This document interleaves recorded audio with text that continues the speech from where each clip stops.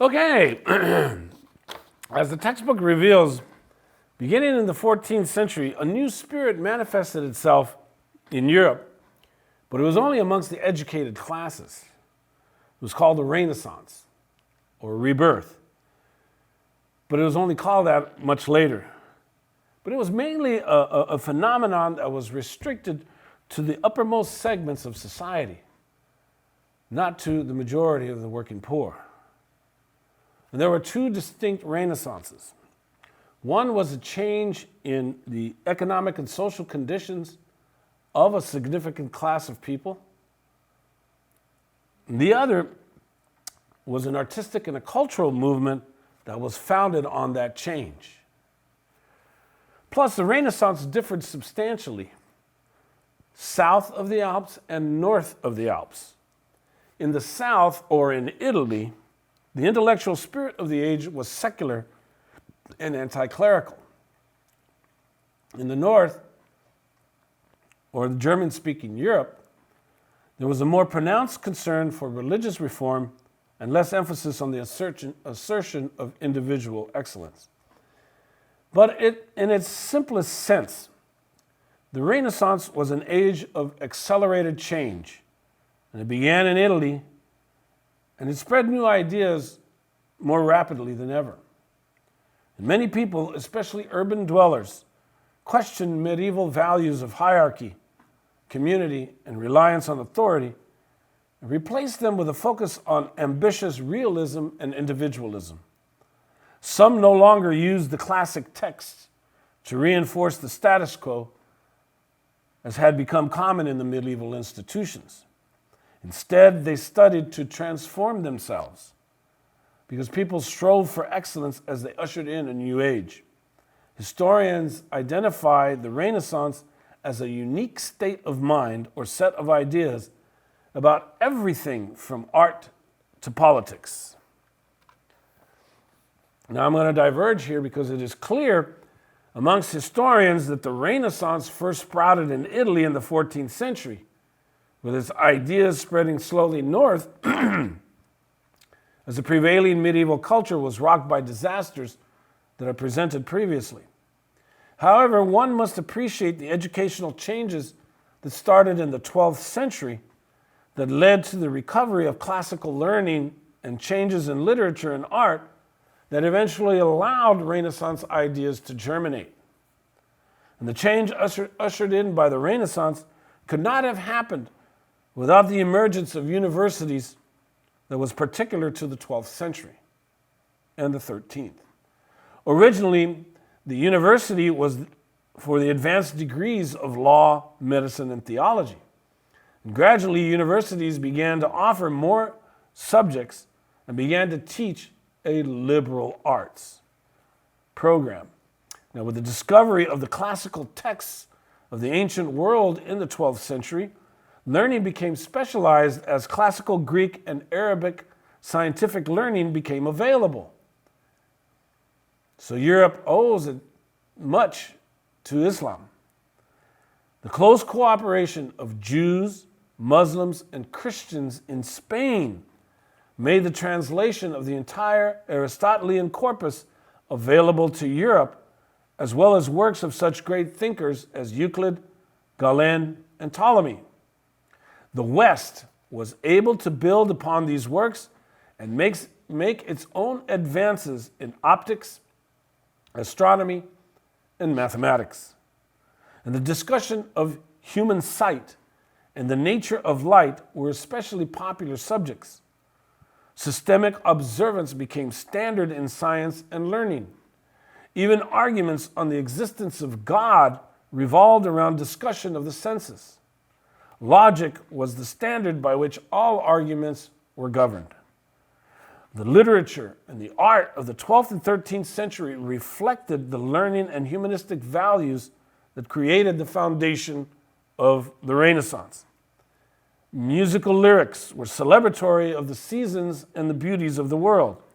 And the rise of the vernacular was not only in education, but also in literature, making the works available to all who could read or have works read to them. And very popular were genres of romance, which centered on the newly emerging court society in Europe and on female figures within those courts. And these romances were often put to music and were extremely complex in style and narrative. And of course, art and architecture likewise reflected the new influences and styles in the advent of the Gothic. So just as historians disagree about the nature of the Renaissance, they also differ on exactly why new Renaissance ideas took root in Italy. What was it about the Italian situation in the early 14th century that made land ripe for fresh ideas about individualism and realism and fostered the rise of this enterprising people? Why Italy?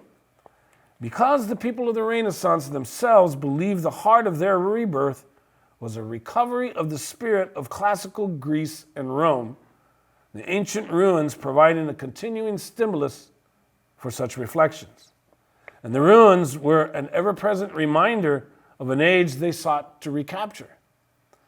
The movements were centered in the independent city-states of Italy, most notably Florence and Venice, which benefited financially from the trade from the Mediterranean Sea basin. And with this prosperity and their deep attachment to classical traditions, scholars delved into Roman and Greek classics that had gathered dust in the monastic libraries.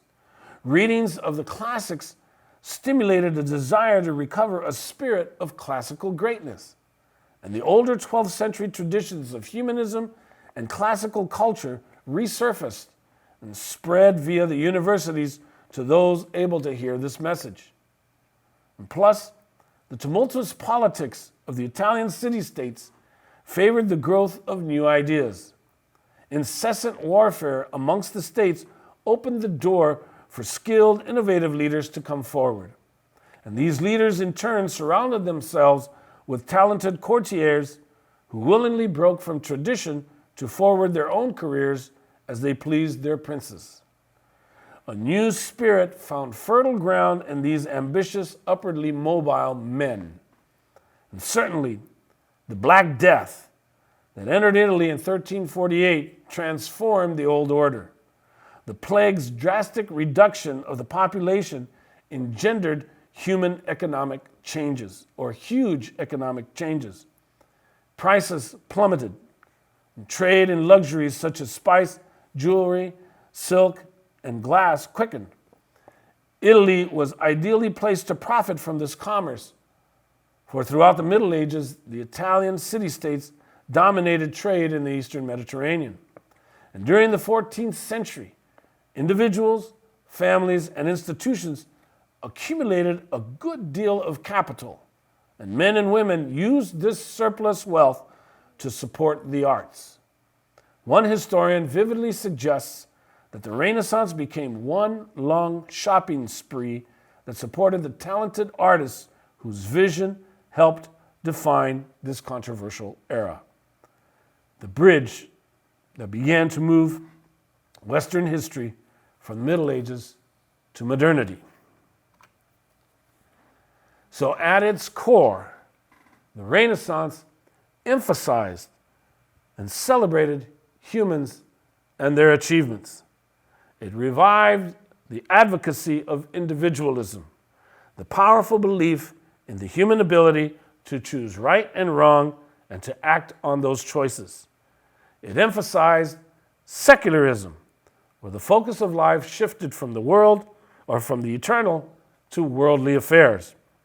Life was an opportunity for glory and pleasure, rather than a transitory stage on the way to eternal bliss or everlasting damnation. The Italian Renaissance was devoted to the self-realization of human beings whose earthly lives were the only sure ones they had. Human beings were created in God's image and likeness, and Michelangelo's Sistine Chapel is testament to that description. And meanwhile, Renaissance art was less religious and more worldly than the art of the Middle Ages. It included environmental religious themes or classical pagan mythology that medieval artists never dared depict. So new artistic techniques were developed in perspective. I'm sorry, here we got the big four, right? New artistic techniques were developed in perspective, anatomical correctness, and human emotions. So Donatello, Michelangelo, Leonardo da Vinci, Raphael, Renaissance artists, not teenage mutant ninja turtles. They developed new techniques in painting and sculptures that continue to influence art today. And the most recognized painting in the world today is Da Vinci's Mona Lisa. And in this, she's prepared to take on another plague. Now, as the Renaissance spread to Northern Europe through war, trade, and the invention of the printing press by Johannes Gutenberg, it took on a more religious overtone. Humanism is a system of thought with humanity at the center, the sum of all things. The humanists were scholars who were painfully aware of the corruption of church and society, and the focus on the daily life and the true feelings of people challenged long-accepted traditions, assumptions, and institutions that were rooted in dishonesty. The Dutch Desiderius Erasmus wrote The Praise of Folly, which was a very critical work on the Catholic Church because it called for a return to simple virtues. And meanwhile, the English Thomas More's Utopia emphasized equality in power and status, living by reason rather than by passion or ignorance. Now, after the crisis of the 14th century, monarchs increasingly challenged the nobles' claims of authority. The king became an executive of the secular state, and the Renaissance provided the thinking for a new political organism that existed independently of the ruler or the subjects. The king was not the creator or owner, but only the servant, the executive agent, and the protector of the state. Monarchs were intent on one goal: power. And they had a political theorist to assist them in reaching that goal. Niccolo Machiavelli wrote The Prince, where he described power relations in government as he experienced them. The state's legitimacy, sovereignty, and territory must be protected from human beings who were by nature selfish. It was only right that the prince must instill fear and not love. And what Machiavelli was preaching was being followed by the more aggressive of those holding thrones in Europe. So please consult the textbook to appreciate how various royal governments increased their power significantly in France, England, Germany, and Russia. So we conclude this presentation with a brief discourse on family, children, and the treatment of women. We know about Renaissance family life from the writings of the upper classes, as is usual for all the civilizations that we have studied in this course. Men would marry quite late after securing their inheritance. Women were much younger at marriage, leading to widowhood. Marriage to a rich or moderately well-off widow who was still young enough to bear children was perceived as a desirable step for a man. Dowries were expected in every case, even among the poor. A girl without a suitable dowry was unmarriageable. Families were often large, and women were expected to run the household effectively. Yet women did not fare well during the Renaissance. Elite women did not enjoy political and economic liberties afforded to them under feudalism, while middle-class women took on additional domestic responsibilities.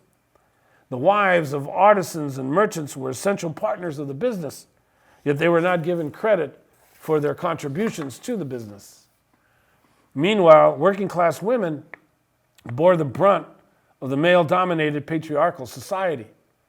In both town and country, working-class women bore the brunt of hard physical labor, performing every task that men did. Separation of work by gender had not begun. While males were educated, females were expected to get married. And the alternative for them was a convent or becoming a spinster. And since the church taught that it protected Christian society It was easy for the church to designate failure to conform to its teaching as a threat and therefore as wicked. And any misfortune was always thought to be personal, something that happened because some wicked party wished it. And people considered to be mean-spirited, malicious, or spiteful came to be feared as potential witches. And so, of course, women without dowries and older women who were poor or became spinsters, or women who generally were misfits and depended on others to survive, were publicly humiliated and burnt at the stake. And we have a documentary that will conclude this presentation.